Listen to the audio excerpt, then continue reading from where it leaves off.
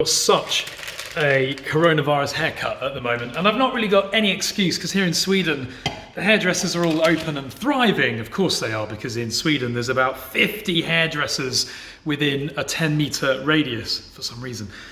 Just lunchtime and I'm making my lunch, and I noticed something over the last few months. Well, I've been in Sweden now for 8 months. I can't believe it's been that long. But when you look at super noodles, well, they're not super noodles, they're basically, they are super noodles, but they're differently branded, obviously. Now, if you open a packet of super noodles or look at the back of a packet of super noodles in the UK, it will tell you how many milliliters of water to put in, right? It will say 300 milliliters, ml, or 400 milliliters.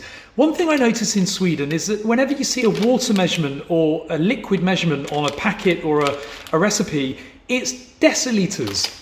DL. I don't know if you can see it on there. In the instructions, it says cook with 4 deciliters of water, vatten. I find that really weird. I should know this, but I actually had to ask my Swedish wife how many milliliters in a deciliter. I didn't know whether it was 10 or 100. I know I'm just stupid. I was useless in maths.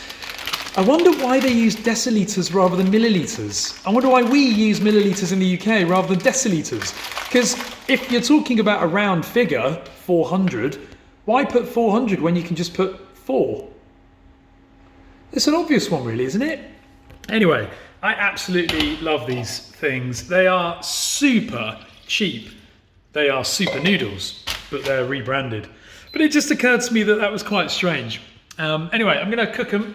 Just boil your 4 deciliters of water and then add the noodles after you've taken them out of the packet, of course. Anyway, whatever you're doing this lunchtime, have a good one.